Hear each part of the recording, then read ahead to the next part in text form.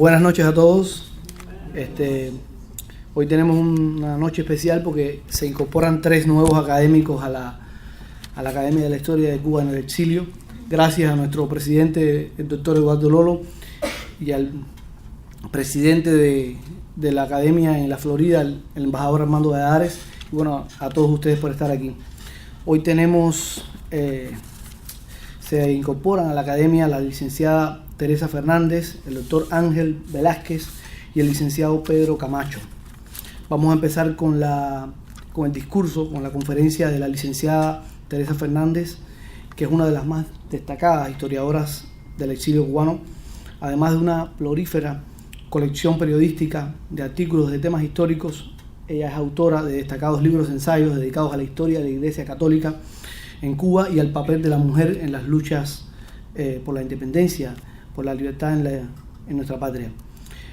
En esos temas vale citar Cuba, Historia de la Educación Católica, 1582-1961, Con la Estrella y la Cruz, Historia de las Juventudes de Acción Católica Cubana, y Mujeres de la Patria, Contribución de la Mujer a la Independencia de Cuba, Guerra de los 10 años. Todos estos en 2 volúmenes.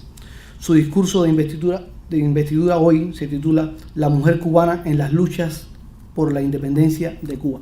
E invitamos a la licenciada Teresa Fernández a que venga a compartir sus ideas con nosotros.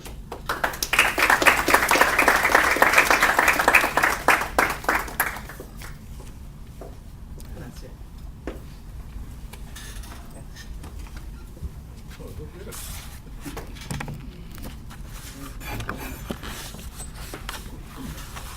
Buenas tardes. Embajador Armando Valladares, doctor Eduardo Lolo, presidente de la Academia de la Historia, señor Juan Manuel Salvat, mi editor y amigo de Ediciones Universal, estimados colegas y amigos y todos los que nos acompañan. Es un honor para mí haber sido invitada a ser parte de la Academia de la Historia de Cuba en el Exilio y agradezco este nombramiento. Habrá fuego y habrá sangre, habrá lágrimas y habrá luto, familias sin padre, hogares sin familia, pero habrá también almas de héroes en cuerpos de mujeres. Habrá en Cuba Lucrecias como en Roma, Carlotas como en Francia, Martas Washington como en los Estados Unidos, Policarpas como en Colombia. Habrá 1000 esposas como la de Joaquín de Agüero, que al estrecharlo entre sus brazos a la hora de partir para el combate, no le llora, sino le sonríe. No lo detiene con sus lágrimas, sino que lo anima con sus miradas de entusiasmo. No le pide que se quede, sino que vuelva, como decían las espartanas, o vencedor o muerto, por su patria y por su honor. He comenzado mi discurso de investidura en la Academia de la Historia de Cuba en el Exilio con una cita elocuente de Miguel Teurbe Tolón, que me sirve de introducción al tema que hoy voy a desarrollar: la mujer cubana en las luchas por la independencia de Cuba. Mucho se ha escrito sobre las guerras de independencia de Cuba y los historiadores de todas las épocas han recogido los hechos de valor de los héroes, conspiradores, generales y soldados de la gesta revolucionaria. Hemos levantado muchos monumentos a estos héroes, cuyas reliquias se encuentran hoy en museos y lugares históricos, y sus proezas aparecen en libros, enciclopedias y discursos. Fueron los hombres, sin lugar a dudas, los grandes luchadores que merecían eso y mucho más. Pero la historia también la hicieron las valientes mujeres. El historiador camagüeyano Francisco Arredondo y Miranda, después de terminada la guerra de independencia y como profetizando, escribía: la historia más tarde rendirá tributos de admiración a nuestros héroes, dará a conocer sus nombres y para estas abnegadas mujeres seguramente el olvido. Y así precisamente sucedió y ha seguido sucediendo. La presencia de la mujer ha quedado inadvertida por nuestra historiografía. Cuando Antonio Maceo decidió pasar la trocha de Mariela Majana, pidió un experto guía para el camino. Le enviaron a una intrépida mambisa pinareña, nada menos que a Adela Ascuy Labrador. ¿Cómo me mandan a una mujer?, cuentan que dijo Maceo. General, esta no es una mujer, es una fiera, le contestó uno de sus oficiales. El coronel Miguel Vanegas afirmó después: no podía imaginarme una mujer tan valiente. Sentí admiración por esta patriota que lo mismo combatía, que prodigaba sus servicios a los heridos, tanto cubanos como españoles, pues a este efecto su bondad no reconocía exclusiones. Ha sido ejemplar el peregrinar de nuestras mambisas durante el siglo XIX. Tan temprano como 1810, la mujer cubana ya se significa por su actuación en favor de la soberanía. Empieza a vestirse de azul y a lucir un lazo azul en el cabello como una forma de afirmar su cubanía. Llevar el cabello suelto en vez de recogido, como era la moda española, también simbolizaba su sentir por la independencia. Nunca antes la mujer cubana había exteriorizado sus pensamientos ni actuado en forma independiente. Y ahora llegaba el momento de protagonizar un nuevo capítulo en la historia del país. Y se destaca en las conspiraciones. Allí vemos a Candelaria Rosell, esposa de Joaquín Infante, involucrada en la conspiración que dirige su esposo en 1810. En la conspiración de Aponte está comprometida María de la Luz Sánchez, Carlota Mora en la conspiración de Domingo Goycuría, y Pepilla Arango y Manano, emparentada con Francisco de Arango y Parreño, auxilia al poeta José María Heredia, quien es perseguido por los españoles por su implicación en la conspiración de los soles y rayos de Bolívar. Pepilla le brinda protección a Heredia en el ingenio Los Molinos de la Marquesa, propiedad de sus padres, cerca de Matanzas, y allí lo esconde y le salva la vida. Y como estas mujeres hubo muchas más. La mujer cubana despliega una extraordinaria labor en las guerras de independencia.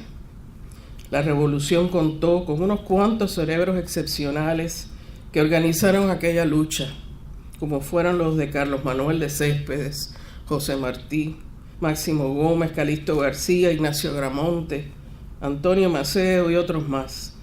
Pero también tuvo mujeres extraordinarias como María Cabrales, Bernarda Toro, Edelmira Guerra, Concha Gramonte, Cristina Pérez y Luz Palomares, por solo mencionar algunas. Estas mujeres se unieron a la insurrección junto a sus esposos, padres, novios y hermanos, y se fueron a la manigua redentora o laboraron en las ciudades. ¿Pero qué era irse a la manigua? Ir a vivir al campo, que podía ser un paisaje montañoso, una llanura fértil o un lugar inhóspito y pantanoso. Estar en la manigua era vivir a la intemperie, en condiciones sumamente hostiles, a veces sin siquiera tener una hamaca o una estera donde recostarse, alimentándose de lo que se pudiera conseguir o permaneciendo sin comer por varios días. Hubo semanas en las que las familias de los insurrectos se alimentaban con majaces silvestres o cocían las pieles encontradas en ranchos abandonados. En el campamento de Cambute, en la zona de la Sierra Maestra, que fue uno de los peores por la falta de alimentos, llegaron a comer ratones y lechuzas. El hambre y las necesidades no faltaban en su diario bregar. El general Federico Fernández Cavada afirmaba en carta a un conocido que las mujeres mambisas vivían, y cito, escondidas en lo más oscuro de los bosques, sufriendo hambre, desnudez y enfermedades, expuestas a la cólera brutal de la soldadesca inhumana que las persigue sin tregua. Y añade Fernández Cavada, con alguna razón se ha dicho que esta es la guerra de las mujeres. Las mujeres que tomaban la decisión de ir a la manigua sabían que iban a sufrir, que estarían expuestas a torturas y violaciones, que estarían pasarían constantes privaciones y penalidades, exponiendo sus vidas constantemente. Las que se quedaban en las ciudades y poblados tendrían que convertirse en cabezas de familia al marchar el esposo a la guerra, viéndose del día a la noche con la responsabilidad de cuidar y mantener a la prole. Sería esta una realidad para la que no estaban preparadas, pero cumplirían la tarea admirablemente. Nuestras mambisas aprendieron el constante sube y baja de las lomas, a pie o a caballo. Tuvieron que vadear ríos, soportar los temporales y el viento, pasar calor agobiante o frío intenso en las montañas. Realizaron largas caminatas por caminos difíciles o por trillos que por lo tupido de la maleza tenían que abrirse paso con los machetes que muy pronto aprendieron a usar. Otras pasaban las noches de lluvia al descubierto, atacadas constantemente por mosquitos y jejenes, protegiéndose quizás con una yagua. Y a todo este panorama se le añadía el perenne acoso de las tropas españolas, por lo que debían estar siempre alerta y en constante movimiento, teniendo que a veces usar el fusil. Me parece ver a Isabel Vázquez Moreno, la esposa de Perucho Figueredo, corriendo por la Manigua con uno de sus hijos de la mano, huyendo aterrorizada de los regimientos españoles. También a Candelaria Palma, la madre de Tomás Estrada Palma, quien ya muy mayor es apresada por los españoles y obligada a caminar varias leguas para después ser abandonada en la serranía, donde deambula sin comida y sin agua por días. Luego es encontrada exhausta y deshidratada, para poco después morir en brazos de su hijo Tomás. Muchas mujeres dieron a luz en pleno campo. Algunos hijos sobrevivieron, mientras que otros murieron por el hambre y las enfermedades. En Camagüey, un mambí descubre una escena dolorosa, relata él. Solamente hallamos en este bohío a una pobre patriota sumamente extenuada, que tenía en una cama de cujes a un niño como de 3 o 4 años de edad, convertido en un esqueleto con vida. Al preguntarle al general Díaz de Villegas qué tenía el niño, ella le contestó: se muere de necesidad. Hace pocos días se me murió uno de 1 año y medio. Al aconsejarle que se presentara, colérica contestó: no, jamás. La dignidad estaba sobre todas las cosas. ¿Cuántas madres dieron a luz para después de tanto trabajo ver morir a sus recién nacidos al poco tiempo de nacer? ¿Cuál no sería el dolor, la locura, el desespero que sintieron al perder a sus hijos?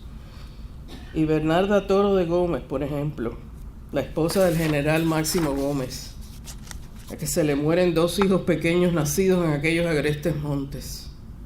Isabel Vélez Cabrera, esposa del general Calixto García, a la que asisten en el parto en plena Manigua un capitán y 2 soldados de una tropa del Ejército Libertador que pasaban por aquel lugar cuando Isabel comienzan los dolores de parto. Las penurias de la vida insurrecta detuvieron el flujo de leche materna, por lo que la subsistencia de los niños se convirtió en una verdadera tragedia. Otras mambisas auxiliaron a los soldados que caían heridos o estaban enfermos. La bella e intrépida capitana Luz Noriega, a quien Maceo llamó la reina de Cuba, curaba a los soldados junto a su esposo, Francisco Hernández, que era médico, hasta que un día los españoles los sorprendieron. La fidelidad conyugal iluminó el alma heroica de Luz Noriega, narra en sus memorias el general Enrique Loynaz del Castillo, y dice Loynaz: podía haber huido, no había sido vista, pero prefirió inmolarse junto a su esposo. Llegó ella tan altiva a suplicar por la vida de él, y al oír la orden feroz de machetearlo, se abrazó a él para juntos morir. Amarrada, viendo en su desesperación caer a machetazos al compañero de su vida, sollozó por vez primera en la guerra. Termina diciendo Loynaz del Castillo. Después, a Luz la deportan a Isla de Pinos. Más tarde es liberada, pero regresa al campo mambí. Al llegar la independencia, Luz Noriega enloquece y se suicida. La capitana Rosa Castellanos y Castellanos, conocida como la Bayamesa, era una negra enfermera y luchadora. Lo había sido en las 2 guerras. Tenía un hospital de sangre escondido en la sierra de Najasa, a donde va Máximo Gómez a visitarla un día. Gómez le dice: yo he venido con mis ayudantes expresamente para conocerte. De nombre ya no hay quien no te conozca por tus nobles acciones y los grandes servicios que prestas a la patria. Como Rosa hubo muchas enfermeras destacadas: Dominga Moncada, Rosario Dubrocá, quien dirige un hospital en Hawái Grande, Ángela González Tort y la holguinera Mercedes Sirven Pérez Puelles, que marcha a la Manigua con todo el inventario de su farmacia y sus conocimientos de medicina, por lo que es galardonada con el cargo de comandante del Ejército Libertador. La mujer mambisa desempeñó otra labor importante, que fue la de trabajar en los talleres, en lo intricado de los bosques cubanos, utilizando materias primas como el árbol del algodón para hacer hilos con los que fabricaban hamacas, sandalias y también sacos donde los soldados llevaban algo de comer. También empleaban muchos tipos de hierbas para elaborar sombreros para los soldados, y también confeccionó cientos de banderas cubanas y muchas escarapelas que colocaban en los sombreros de los soldados. También sirvió como agente de inteligencia, actuando como espía en los pueblos, como fue el caso de Trinidad Lagomacino en Santi Espíritus, que observaba el movimiento de las tropas y luego llevaba los mensajes y la información de logística a la Manigua. O también Magdalena Peñarredonda de Artemisa, que atravesaba la trocha de Mariel con correspondencia y mapas necesarios para el general Antonio Maceo, para que éste pudiera completar la marcha invasora. El material lo llevaba escondido bajo su amplia falda y en maletines de doble fondo. Imaginemos el peligro que corría Magdalena cada vez que realizaba este viaje y era revisada y cuestionada por los soldados españoles. Otras, como Caridad Moreno y Mariana Quirós, transportaban alimentos, armamentos y municiones, mientras que muchas almacenaban en sus casas materiales de guerra y banderas cubanas que guardaban debajo de las tablas que cubrían los pisos de sus hogares, o municiones que escondían en las alacenas dentro de latas vacías de alimentos. Eso hizo la cienfueguera Rita Suárez de Villar, a quien es encontrada una bandera cubana durante un registro en su vivienda. Por fin llegó el coronel Ramos Izquierdo, narra Rita en sus memorias. En la noche oscura, la voz del estirado oficial español resonó amenazadora y señalaba hacia una bandera mambisa que asomaba en mi costurero. En esa bandera te voy a envolver para arrastrarte por las calles de Cienfuegos, traidora, le dijo Ramos Izquierdo. Mujeres negras, indias y blancas corrían el peligro de verse atrapadas y luego ser torturadas, fusiladas, violadas o ahorcadas en el campo de batalla o en las ciudades. Y muchas sufrieron la execrable reconcentración genocida del campesinado por parte del general Valeriano Weyler. Pero el mayor sacrificio y símbolo de patriotismo era la muerte, porque morir por la patria es vivir. Eso le sucede a Marina Manresa, nuestra primera mártir. Marina era una mujer esbelta y atractiva, de carácter fuerte e impetuoso. Su amante, Miguel Lara Acosta, estaba complicado en un alzamiento que debía ocurrir en el Valle de Yumurí en 1850, para secundar los esfuerzos de Narciso López.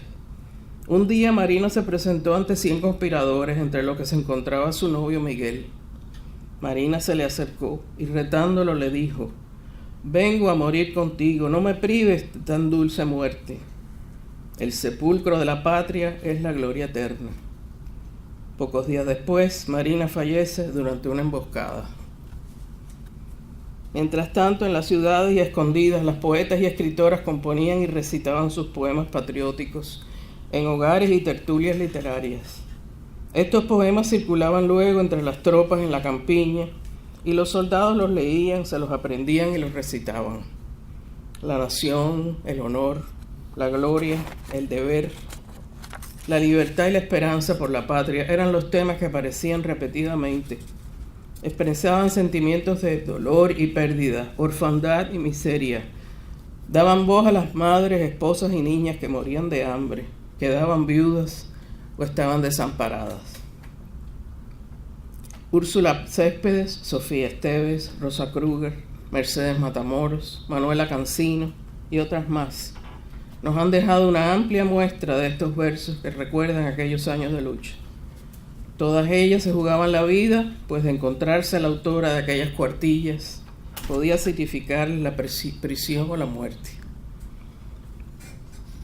Muchas patriotas también se exiliaron o fueron desterradas, pero eso no impidió que siguieran luchando por Cuba.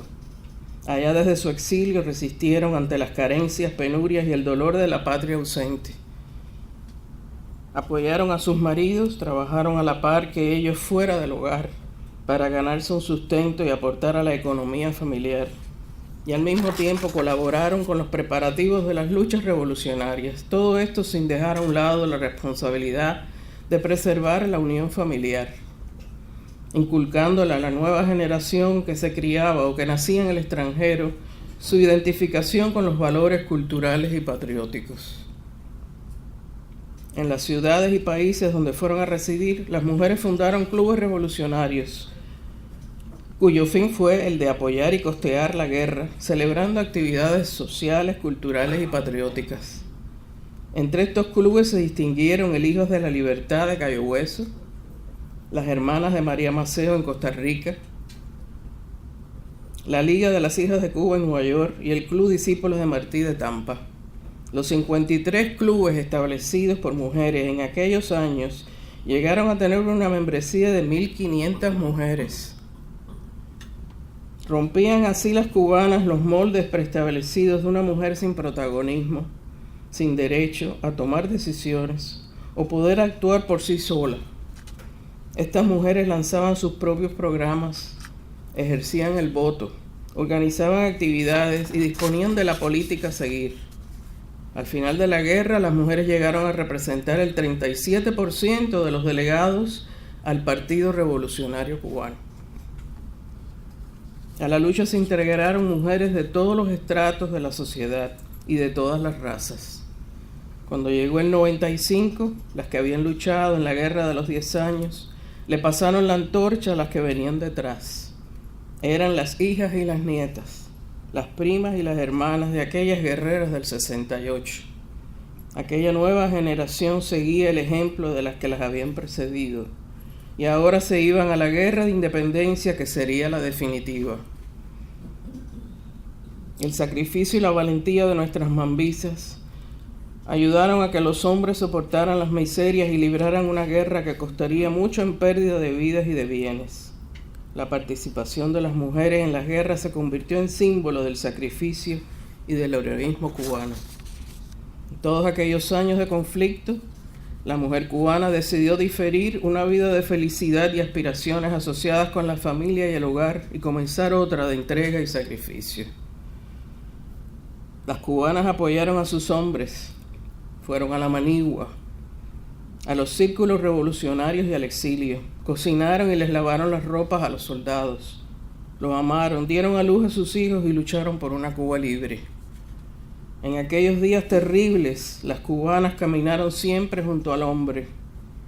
No pidieron nada para ellas, pero lo dieron todo. No exigieron que se les recordara habiendo hecho tanto por contribuir a la libertad de su país. Y al terminar la guerra, ni tan siquiera les otorgaron pensiones de viudas o de veteranas, hasta muy entrada la década de 1910, cuando muchas ya habían muerto. Hoy, sin embargo, las hemos honrado.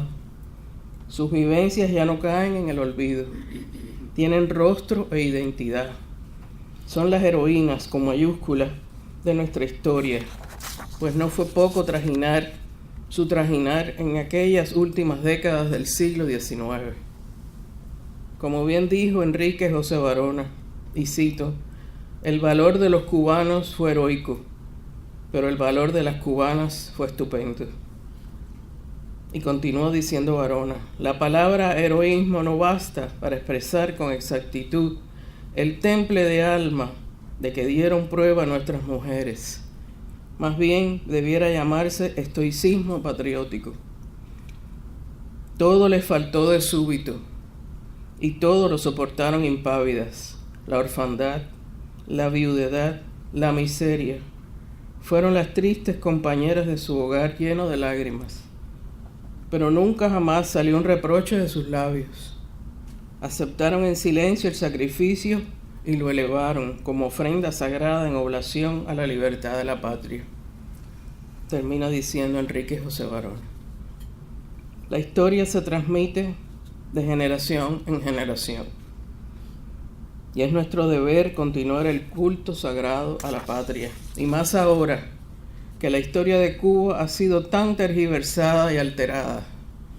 Es importante que nuestras hijas y nietas conozcan a las mujeres que las precedieron, que conozcan sus sacrificios y sus afanes, que todos los cubanos las conozcamos. Cuba tiene una deuda con todas nuestras valientes mujeres cubanas. Si no las incluimos en los libros de historia, si no forman parte de nuestros ensayos, investigaciones y tesis, no seremos ni rigurosos ni justos, y la historia de Cuba seguirá incompleta. Durante el siglo XIX, las hijas de nuestra tierra cubana amaron el deber más que las comodidades, a la patria más que al hogar, y algunas incluso más que a su familia. Desearon la gloria de la manigua más que las joyas y los trajes de seda. Intrépidas y heroicas, se pusieron el machete al cinto y se lanzaron a la lucha. No las olvidemos. Gracias.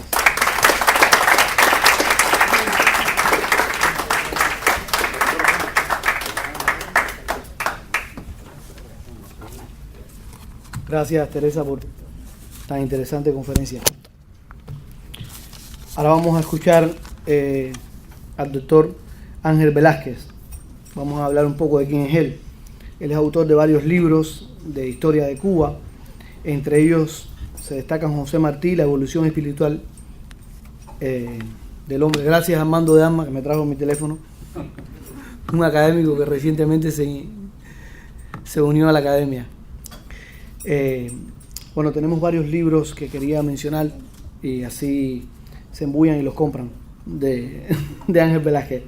Entre ellos quisiera destacar José Martí, La evolución espiritual del hombre, Cuba, genealogía de la nacionalidad, formación histórica del capitalismo en Cuba, en la región oriental, y el totalitarismo en Cuba, el castrismo cultural y el último hombre, que son temas que siempre le han interesado mucho.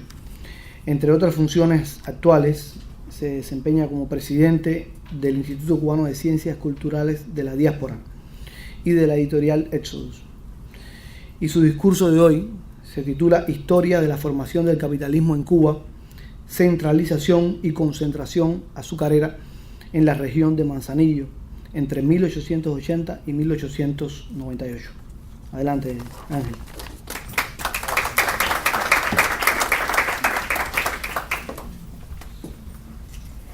Gracias. Buenas noches a Eduardo Lolo, a Armando de Armas, por aceptar estar en la Academia de la Historia. Me disculpan si tengo algún problema con la voz, porque estoy terminando un catarro con más de ya 16 días. Como bien había anunciado nuestro amigo, el tema que nos trata hoy es un tema sobre la historiografía cubana, un tema importante, un problema que aún no ha sido solucionado del todo, aunque varios autores, historiadores importantes, han hablado de él. El proceso de la concentración y la centralización azucarera a partir de 1880 es un tema fundamental en la historiografía cubana, porque marca la transformación de un gran proceso para la evolución de la historia de Cuba. Luego de terminada la guerra de 1868, el panorama que presenta la estructura económica de Cuba realmente es propicia para que regiones históricas cubanas comiencen a transformarse en lo que es realmente la evolución del capitalismo en Cuba. En Cuba hubo una amplia discusión en torno al concepto y de la evolución del capitalismo, y los historiadores llegaron a un consenso de que el capitalismo ya había penetrado a finales del siglo XVII, siglo XVIII, con el sistema de plantación esclavista, donde Moreno Fraginals, con su gran obra El Ingenio, trató de demostrar ese tipo de transcurrencia histórica. No podemos olvidar también el gran estudio de la historia económica de Julio Le Riverán, que marcó pauta, y de Juan Pérez de la Riva, con su gran estudio La conquista del espacio cubano. Estos temas, estos libros, hablan de manera general de ese proceso de la concentración y la centralización en Cuba, pero como conocemos, la historia es amplia y las regiones son amplias. Cuba hay que estudiarla a partir de un proceso regional. La historia de Cuba tiene sus propias regiones culturales y sus propias regiones socioeconómicas. La región oriental de Cuba en ese proceso comienza a definirse mucho antes, pero claramente a partir de este gran proceso de desarrollo socioeconómico que comienza a partir de la terminada la guerra de los 10 años y el cese de la esclavitud. En ese momento, Manzanillo es una región que realmente se incorpora a esa gran transformación económica, y creo que es una de las zonas que se va a caracterizar como modelo económico a partir de 1878. ¿Por qué digo esto? Porque hasta ese momento en Cuba el proceso de la evolución económica estaba bien enfocado en dos tendencias económicas fundamentales, que es la plantación esclavista y la plantación cafetalera.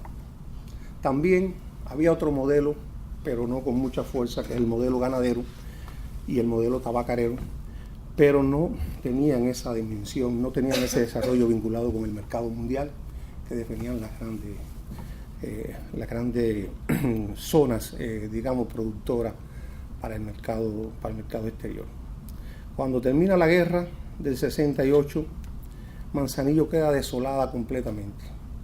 Manzanillo era una región más bien de pequeñas propiedades, una región marcada por estancias y algunas grandes haciendas que todavía no habían sido seccionadas, fragmentadas, estaban todavía en el antiguo proceso de ser haciendas comuneras o grandes haciendas o grandes hatos. A partir de la penetración precisamente de este proceso, Manzanillo cambia completamente. Hay 3 puntos que quisiera destacar, y para esto hemos desarrollado una investigación que parte fundamentalmente de un trabajo de archivo, un trabajo de investigación. Porque para estas regiones que son nuevas, la historiografía aporta datos, pero son datos generales. Si leemos la obra de Julio Le Riverán, fundamentalmente son datos sobre la región occidental y central del país, como también los libros también de Moreno Fraginals, e incluso del gran historiador Levi Marrero. La región oriental posee su propia particular, he dicho, y nosotros tratamos de comprobar, de reconstruir ese proceso a partir de fuentes inéditas, fuentes documentales. Un estudio basado en los registros de propiedad, en las antiguas notarías de hipotecas, en los registros de comercios, en los antiguos protocolos notariales, para poder llegar a una hipótesis y llegar a una conclusión contundente. Y efectivamente, después de haber consultado, copiado esa cantidad de información que no vamos a decir hoy, sino que la vamos a procesar de manera resumida, el proceso en Manzanillo se da porque, en primer lugar, la entrada del capital comercial que va a invertir en la tierra y en el azúcar, en este caso en la industria. Ese capital comercial viene precisamente a través de un movimiento que viene dándose mucho antes a través del cabotaje de la región central del país hacia la zona sur costera de Manzanillo, Santiago y Guantánamo. Los comerciantes cienfuegueros, los comerciantes camagüeyanos, tenían mucho vínculo con Manzanillo, transportaban mucha mercancía con Manzanillo y se establecieron allí con almacenes, se establecieron con manufacturas. Y en el momento en que se da la oportunidad, son ellos los que comienzan a comprar las tierras, comienzan a comprar, a usufructar tierras, y a través de un proceso que debíamos tenerlo en consideración, es cómo los propios comerciantes comienzan a hipotecar y a desarrollar un movimiento de capital, de dinero, para que fuera invertido en esa región. Manzanillo inmediatamente comienza a prosperar porque deja atrás una categoría de desarrollo industrial que no estaba, no estaba acorde con el movimiento y el desarrollo del país. Antiguamente habían pequeños chinchales, pequeños ingenios que solamente producían para el mercado de la ciudad, pero inmediatamente termina la guerra, los grandes inversionistas, le hablo, comerciantes, catalanes por cierto, comienzan a comprar tierra y comienzan a invertir en el giro del azúcar. Comienzan a fomentarse los primeros centrales. Y estos primeros centrales, esa zona se convierte en una de las zonas más importantes del país, porque ahí entra el primer capital norteamericano. El primer capital norteamericano no es la United Fruit Company, como se ha tratado de decir en la historiografía, sino es la Teresa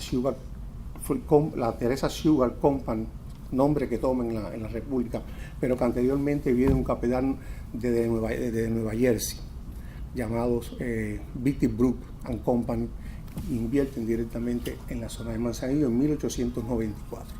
Esto es un dato importantísimo porque, perdón, un poquito de agua.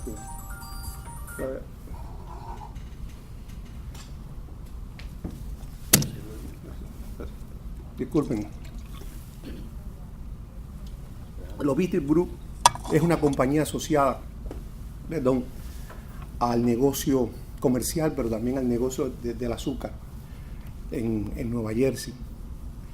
Y inmediatamente que se dan todas esas posibilidades, brincan directamente, invierten y construyen allí el llamado Ingenio Teresa, que fue un gran coloso, como también fue el Cape Cruz en Cabo Cruz, otro gran coloso, productor ya para envergadura mayor. Los Bitty-Brook fueron los primeros en ahí a introducir el desarrollo de las vías férreas para transportar la mercancía, el azúcar. Pero también invirtieron en la parte de la tierra, compraron tierra, arrendaron tierra y establecieron allí lo que Ramiro Guerra dice que es el colonato. Sin el colonato no puede haber el desarrollo de la industria azucarera, porque aún todavía había una separación entre el desarrollo de la industria y en este caso la tierra. Los colonos, que generalmente fueron también comerciantes y antiguos comerciantes de Manzanillo y de la otra región, comienzan a intercambiar y a relacionar, a producir azúcar, a producir caña, para venderla en esos centrales, sobre todo en estos dos grandes centrales que se establecen, uno en Ceiba Hueca, ustedes todos conocen Cuba, conocen la región oriental y por supuesto conocen la costa sur, que va desde Manzanillo hasta Cabo Cruz. Esa zona completamente, tenemos el mapa aquí, fue totalmente ocupada por 12 centrales, ya con categoría mayor, sobre todo estos dos grandes colosos, el Cape Cruz abajo y el Teresa, que producían ya directamente para el mercado mundial hacia Estados Unidos y otras regiones del país. Otra de las cosas interesantes para que se dé este proceso fue la transformación de la fuerza de trabajo.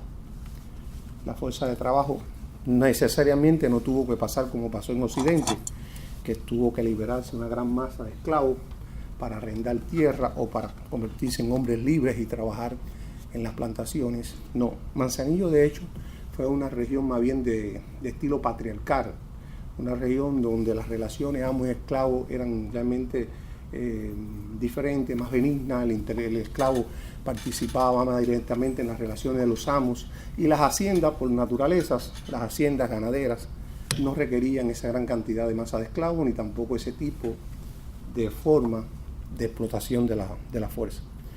Esto rápidamente contribuyó a que estos antiguos trabajadores, más bien campesinos, arrendatarios, subarrendatarios y por supuesto esclavos también, formaran parte de la fuerza de trabajo que necesitaba esa gran concentración y centralización. Ahora bien, cuando decimos centralización y decimos concentración, quiere decir que hay un proceso en que se centraliza la producción en un grupo de ingenios centrales, y aquí tenemos que manejar una categoría esencial de que el central no es el ingenio ni tampoco es el trapiche. El central es una categoría avanzada dentro del proceso de la evolución que Moreno Fraginal define. Claro, la obra de Moreno Fraginal no continúa después del 68, sino que termina en el 68, aunque hizo algunos estudios después sobre eso. El central es una categoría, es una unidad sociocultural, realmente. ¿Por qué? Porque en primer lugar desarrolla a su alrededor un poblado, desarrolla una comunidad, y hoy en día grandes municipios de Cuba precisamente están formados a partir del Batey y a partir del central. Son grandes ciudades.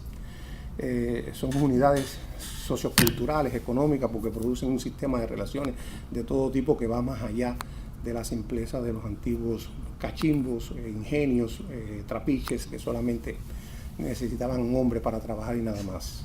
Esto es otra cosa que tiene que ver con las características de Manzanillo, porque se convierte en la región más productora de azúcar y al mismo tiempo centraliza la mayor producción de azúcar del país ahí en esa región y en esa etapa. Otras regiones muy características que inmediatamente comenzaron a dar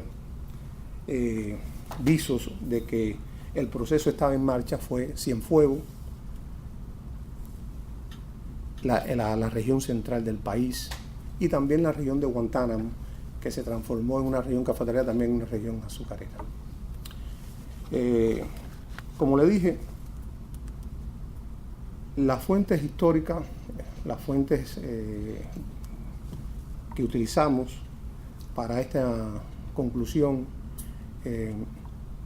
están ahora en este momento realmente en estado de deterioro. Yo trabajé, este trabajo se llama de 20 años, quizás 30 años, no sé en qué estado se encuentra, porque eso cuando yo viví en Cuba, hace ya 30 años, y algunas otras literaturas de época, como fueron las revistas, el censo que se hizo también en ese momento que hizo el gobierno norteamericano, que dio mucha información y dio estadística de la estructura económica, la estructura social, la estructura agraria. Ahí con esa información fue que se pudo hacer un análisis general del proceso, pero las particularidades realmente no se encuentran en ese tipo de literatura, sino se encuentran más bien en la documentación que todavía permanece en Cuba, y en los archivos municipales y en los archivos provinciales. Con esto termino mi exposición y muchas gracias.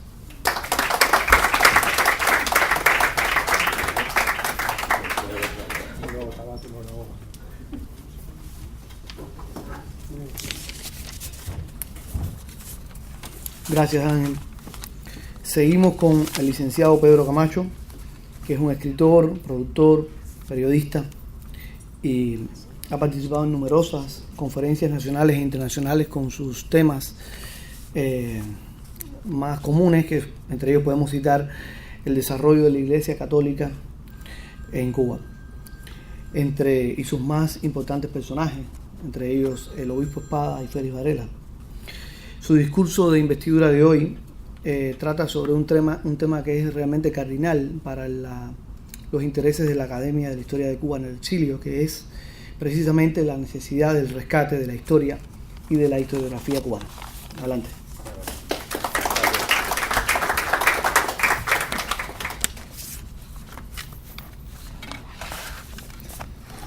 Señor embajador Armando Álvarez, Valladares, disculpe. Doctor Lolo, cariñoso y respetuosamente le llamado presidente de la Academia, profesor y amigos todos. Los aquí presentes estamos unidos por la vocación en torno a la historia cubana en sus disímiles aspectos, periodicidades y enfoques historiográficos. Es una posición esencialmente democrática que implica buscar la realidad de los hechos, documentarlos e interpretarlos con la libertad interior del que sirve a la verdad, y no con la actitud tergiversadora del que busca el presunto legalismo histórico de una parte del espectro político. El hombre libre busca la verdad, el opresor busca refrendar su tiranía. Por eso el castrismo se esfuerza en tergiversar la historia cubana y la historia universal también. De allí el sofismático concepto de continuidad histórica, con el que pretenden legitimizar la dictadura, presentándose como los herederos del pensamiento democrático cubano, implícito y explícito en el mismo proceso de formación de la nacionalidad cubana, y muy especialmente en el ideario, hechos, luchas, opciones y propuestas del siglo XIX criollo en Cuba, que llega a la conformación de la identidad nacional cubana. Uno de los más grandes peligros de la tergiversación, como toda media verdad, es que confunde mucho más que una mentira clara, totalmente detectable. Tergiversación respaldada por el secuestro de las fuentes bibliográficas originales, el ostracismo de las obras no oficialistas y el cultivo de las manipulaciones por generaciones. Este es el reto que encaramos. Para desarrollar esta reflexión, propongo como acuerdo táctico, más que como acuerdo tácito, el uso del concepto de historia como los hechos ya acaecidos y el de la historiografía como el campo de las teorías, técnicas de estudios, análisis de los hechos y luego la conformación literaria de ese proceso analítico. Pido se acepte la riqueza de la tradición oral como fuente cognoscitiva de los hechos que pueden luego ser demostrados. Comparto el testimonio personal de cómo a través de la tradición oral conocí la realidad del presidio político bajo el castrismo aun cuando vivía en Cuba, realidad que años más tarde vi documentada en el exilio.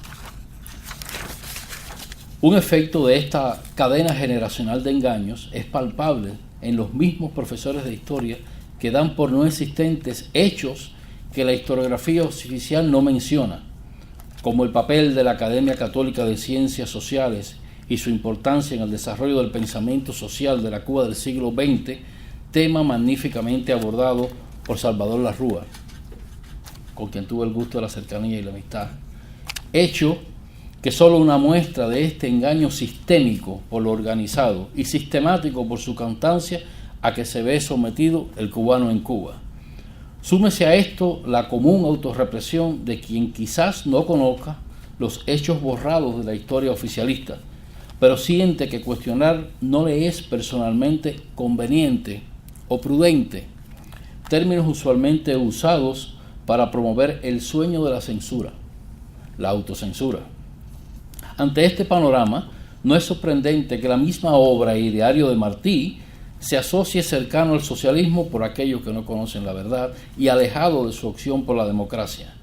No podemos sorprendernos que no se conozca en Cuba ni la obra de Cundo Bermúdez en los libros de pintura cubana, porque él optó por el exilio, ni la narrativa en general de Carlos Victoria, o los análisis de Carmelo Mesa Lago, o la historia de las distintas religiones en Cuba que también conforma, de hecho, derecho y opción, la identidad cubana.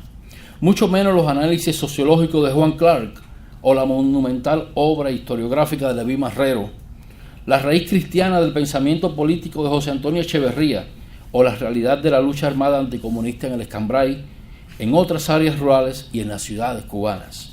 La lista es tan interminable como urgente esta obra de rescate, debido a que es propio de la esencia misma represiva del castrismo su estructurada tergiversación de la historia. No tenemos derecho a permanecer de brazos caídos. Lo primero es no solo conocer, sino vivir en intimidad con la historia tergiversada y atacada por el castrismo. Presentarla, defenderla y llevarla a Cuba a través de los medios digitales como nunca antes ha sido posible. La tecnología es un medio para revelar la verdad de Cuba dentro de Cuba. Nunca el castrismo había encarado un reto como este. La raíz etimológica de la palabra sabiduría nos va a llevar a buscar ese sabor de los tiempos, palpar sus singularidades tanto negativas como positivas, sumado a la esencial actitud de rescate de toda la historia e historiografía cubana, podemos reparar esa pérdida de la identidad cubana y potenciar la reconstrucción del rostro total del cubano. En forma fundamental he descrito lo que es la esencia de nuestra, y permítaseme ya el sentido de pertenencia, Academia de la Historia de Cuba en el Exilio. Es mucho más que una llamada a servir desde la vocación de escritor. Es un honor ser invitado a rescatar la historia cubana tergiversada, honrando así a tanto buen cubano atacado en su obra nacionalista y por lo tanto universal. Es un honor que compromete. Muchísimas gracias, Academia de la Historia de Cuba en el Exilio.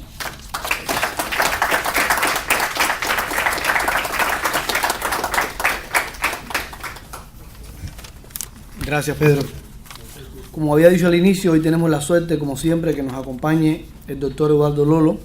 Como ustedes saben, es el presidente de la Academia de la Historia de Cuba en el Exilio, que es autor también de numerosos libros de historia y de crítica literaria, así como de la única edición crítica de La Edad de Oro de José Martí, que como ustedes saben es un clásico no solo de la literatura cubana, sino de la literatura en español. En la actualidad, entre otras funciones, el doctor Lolo es académico correspondiente de la Real Academia Española en los Estados Unidos y es comendador Gran Placa de la Imperial Orden Hispánica de Carlos V. El doctor Lolo tiene a su cargo hoy el discurso de respuesta a los 3 nuevos académicos.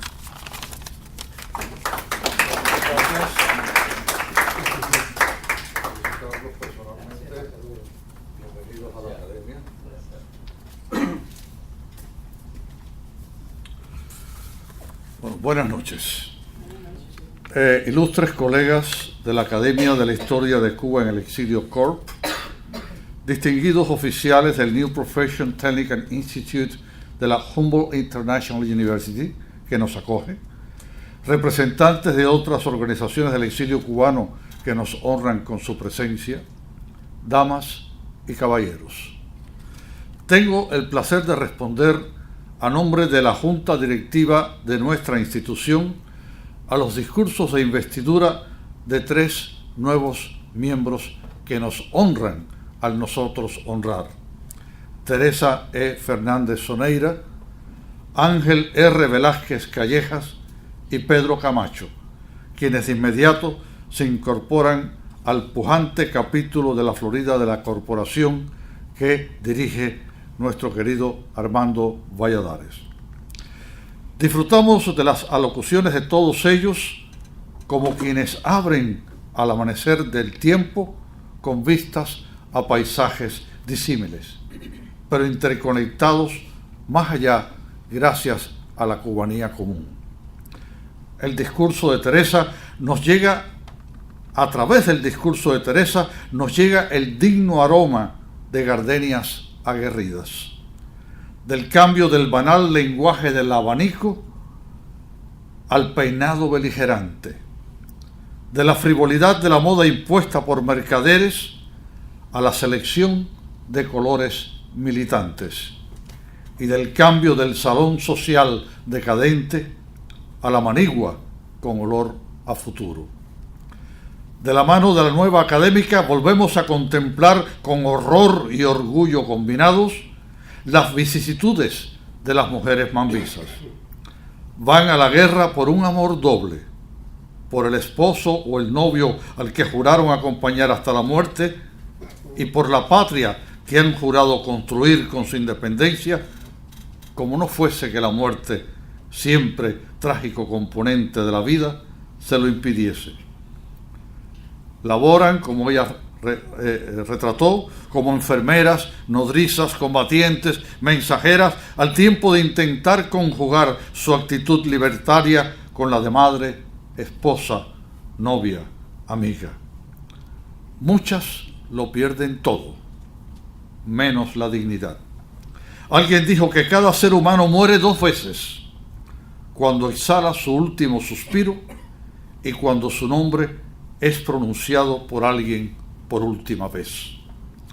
De ser cierta esa extensión de la vida más allá de la vida misma, cabalgando nombres pronunciados, llegaríamos a la conclusión de que no solamente mujeres tales como María Cabrales, Bernarda Toro, Luz Noriega, Rosa Castellanos y otras igualmente conocidas, sino muchas cubanas menos famosas como las capitanas Luz Noriega y Rosa Castellanos, continúan vivas porque ella pronunció sus nombres. La nueva académica las revivió con su discurso. El eco de sus nombres en nuestros oídos suple el hálito físico tiempo atrás desaparecido. Sí, la muerte es parte de la vida, pero la vida puede ser, en casos como estos, parte de la muerte que conjura. No en balde las damas de blanco de la actualidad, enfrentadas a jaurías humanas no menos rabiosas que las decimonónicas, no cejan en su empeño digno. La licenciada Fernández Soleira cita al general Francisco Fernández cuando dijo, y cito la cita de ella: con alguna razón se ha dicho que esta es la guerra de las mujeres. Yo añadiría que todas las guerras dignas han sido tales por haber sido siempre, de alguna forma, la guerra de las mujeres. El nuevo académico, doctor Ángel R. Velázquez Calleja, nos lleva del ser humano al terruño en que éste ancla su historia. En este caso, a ese Manzanillo donde, además de bailarse el son, se concentran esfuerzos, sueños y utopías que se convierten en posibilidades factibles. Llama la atención de su análisis la correlación entre los cambios estructurales económicos y sociales en una región en particular, de donde se desprende que no hay paso de avance económico si no va precedido de o simultáneo con uno semejante de la sociedad en su conjunto. Como corolario, pudiera llegarse a la conclusión de que los cambios económicos no son los que producen el avance de la sociedad, sino que son los avances sociales los que propician, cuando no determinan, los alcances económicos. En el caso de Manzanillo, Velázquez Calleja concluye que la ruina de la economía de la zona por motivo de la Primera Guerra de Independencia propició su reconstrucción no con los viejos moldes ya caducos de la esclavitud y empresas menores, sino con la incipiente aparición de las relaciones de producción capitalistas basadas, como todos sabemos, en la libertad y equilibrio del mercado. Capitales de zonas menos afectadas se volcaron en un terreno sediento de inversión en tanto que reconstrucción, del conuco a la finca, del trapiche al ingenio azucarero como fase transitoria hacia el central, del taller familiar a la empresa de raíz foránea. La sociedad se abre a los nuevos tiempos, aun cuando la colonia permanecía anquilosada políticamente. No en balde los esfuerzos independentistas no desaparecieron con el zanjón, porque eran producto de los cambios sociales y no de sus resultados económicos. Sí, Manzanillo florecería gracias a la concentración de la producción azucarera de naturaleza capitalista en las dos últimas décadas del siglo XIX, que luego continuaría su avance más allá de las fechas en que el investigador ha centrado su estudio, para convertirse en una fuente de trabajo, riqueza y futuro para varias generaciones de manzanilleros. Desafortunadamente, el ascenso económico, hijo del social, quedaría revertido una vez que el régimen totalitario mutilara, cuando no destruyera, la sociedad cubana durante un proceso de demolición ética que ha tomado más de 6 décadas de degeneración de la cubanía. Hoy en día la economía cubana, y en particular su producción azucarera como proa histórica de la misma, está en ruinas. De las relaciones de producción capitalista se ha retornado a las feudales, en trágico anacronismo que hace que ingenieros azucareros, médicos y todos los profesionales cubanos sean en la actualidad siervos de la gleba, propiedades de un Estado totalitario por su naturaleza en un poderoso señor feudal fosilizado. Pero ojo, que nuevos cambios sociales en Manzanillo y en Cuba, muy bien que pudieran propiciar un nuevo renacer en nuestro país. Pero ya eso sería motivo de otro discurso sobre otros temas, de otras palabras, nacidas de otro sueño. Otro tema y otro sueño que de alguna forma pudieran inferirse del discurso del licenciado Pedro Camacho, quien llama al rescate de la historia y la historiografía cubanas desde una óptica profesional basada en la ética de sus investigaciones. De sus no breves, menos enjundiosas palabras, quiero destacar la importancia que Camacho le da a lo que pudiéramos llamar la historiografía oral, que no se ha estudiado tanto, por muchos en nuestro medio incluso subestimada. Nacido y criado con las vendas del totalitarismo en plena vigencia, Camacho recuerda cómo las narraciones orales que escuchara en Cuba, de seguro que en voz baja para evadir a los chivatos, sobre los horrores del presidio político del castrismo, le permitieron tener conocimiento de una parte de la historia de Cuba cuya existencia vino a corroborar solamente fuera de la isla en la historiografía desarrollada por los investigadores y escritores del exilio. El licenciado Camacho nos deja el testimonio de cómo la historia tergiversada es más dañina que la que se intenta ocultar, por cuanto esta última, la historia verdadera, siempre encontrará forma de darse a conocer, pero la tergiversada suele suplantar a la verdadera. Hay que rescatar desde el exilio la historia de Cuba para poderla usar como sustituto digno de la historia falsificada y escamoteada por la propaganda política del totalitarismo. De ahí que uno de los objetivos básicos de la Academia de la Historia de Cuba en el Exilio Corp es conjurar la falsificación de la historia en Cuba por parte de la historiografía castrista, sin sectarismos ni agendas ocultas, sin caudillismos ni egos enfermizos sedientos de inmerecida fama, solamente mediante el culto a la verdad. De ahí que nuestra institución no responde a la facción política alguna más allá de un irrestricto respeto a la libertad y la democracia. Tampoco responde a generación específica alguna, cronología de destierro o trasplantado oculto de personalidad. El más veterano de nuestros académicos nació en 1925. No digo su nombre porque a lo mejor no quiere que yo diga que es tan mayor. Pero bueno, ustedes lo conocen. De la Vega, el famoso compositor cubano, Aurelio de la Vega. Y el más joven llegó a la vida en 1971 y anda por ahí, yo no sé si él querrá que yo diga también su edad. Ha sido nuestro maestro de ceremonia. El grupo inicial de historiadores cubanos exiliados, integrado por intelectuales en funciones ya en Cuba antes de los años 60, es sin lugar a duda el que tuvo que enfrentar las mayores dificultades, porque tuvieron que abrir el camino que hemos seguido todos los demás. Oleadas de destierros posteriores seguirían, con las debidas excepciones que confirman la regla, el digno ejemplo de esos primeros intelectuales cubanos exiliados. El mismo camino transitarían, también con sus excepciones, claro está, los llegados niños a las playas del exilio o simplemente nacidos de este otro lado de la historia. Se diversificaron las edades, los tiempos, las nostalgias, pero la dignidad histórica presente en la actitud y el trabajo de la mayoría de ellos siguió siendo una misma, y es la que puebla esta Academia de la Historia de Cuba en el exilio. Cuba se ha mantenido como sujeto y objeto de la investigación y la creación literaria del exilio.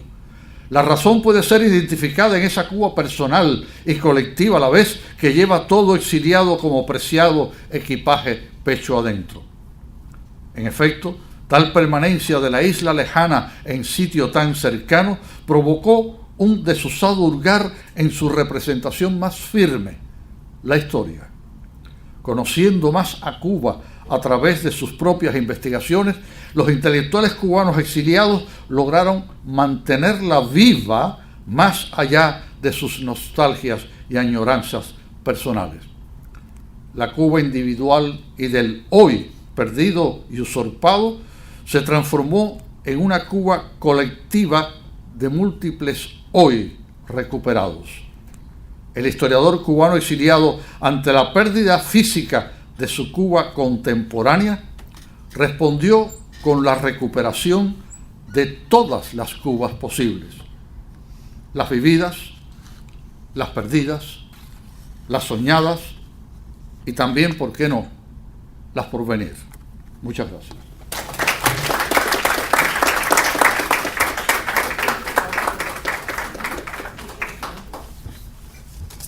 Gracias al doctor Lolo por, como siempre, hacer poesía de la historia y de la historiografía. Nos acompaña, como decía, el embajador Armando Valladares, que es uno de los pioneros, dicho sea de paso, de la historiografía del exilio. Su famosa obra Contra toda esperanza, sus memorias del presidio, donde da a conocer a nivel internacional las atrocidades del presidio político castrista, ha sido traducida a decenas de idiomas, a una veintena de ellos. Su labor periodística y política, no menos importante, es conocida por todos, pues fue designado embajador de los Estados Unidos ante la Comisión de Derechos Humanos de la ONU, con sede en Ginebra, donde se dio a conocer por primera vez lo que era realmente el presidio político en Cuba. En la actualidad es presidente del capítulo de la Florida de la Academia de la Historia de Cuba en el Exilio, y él va a pronunciar, y se lo agradecemos, las conclusiones de este acto y hacer los diplomas, entregar los diplomas a los nuevos académicos. Buenas noches a todos y gracias por estar aquí.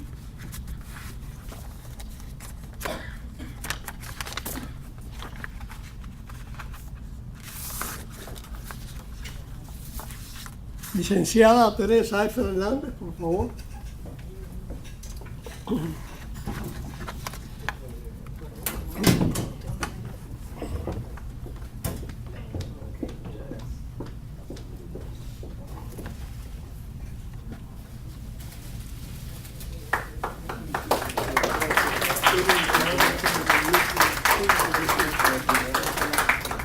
Para mí es un grandísimo honor hacerte entrega de este diploma como miembro allá de la Academia de la Historia de Cuba. Muchas gracias.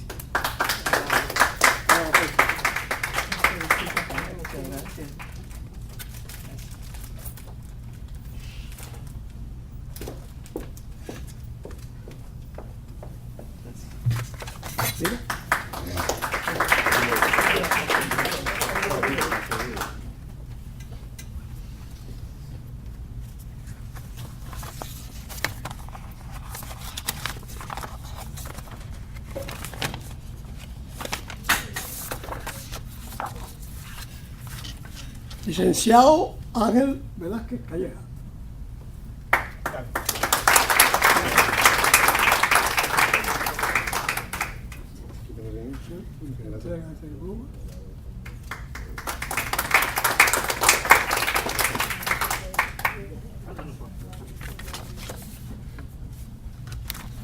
El licenciado Pedro Camacho.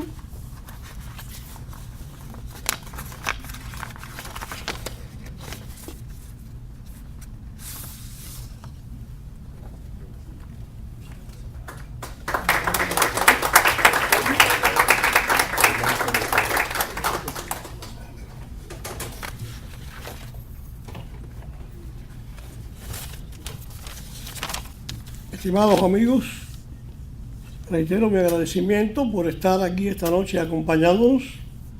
Quiero dar las gracias a este instituto por su amabilidad de acoger a nuestra institución, que hoy crece no solo en cantidad, sino también en calidad.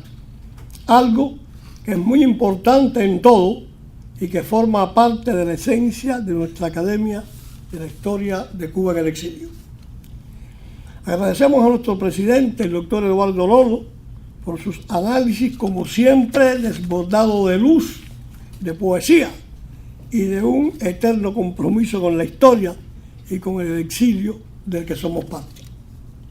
Y por supuesto, mis felicitaciones a los recién elegidos académicos, la licenciada Teresa Fernández Soneira, el doctor Ángel R. Velázquez Callejas y el licenciado Pedro Camacho, por sus interesantes y necesarios discursos.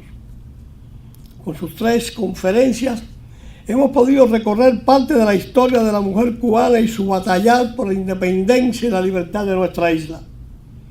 Nos hemos detenido en la gestación del capitalismo en Cuba, con la centralización y concentración azucarera en la región de Manzanillo a finales del siglo XIX, hasta un tema medular en nuestra academia, el imprescindible rescate de la historia y la historiografía cubana, algo por lo que todos estamos aquí hoy y por lo que seguiremos trabajando.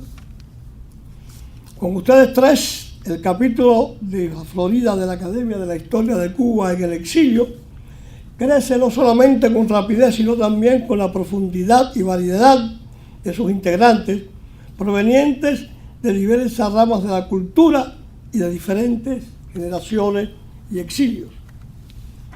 Eso nos nutre de una mejor manera y lo celebramos.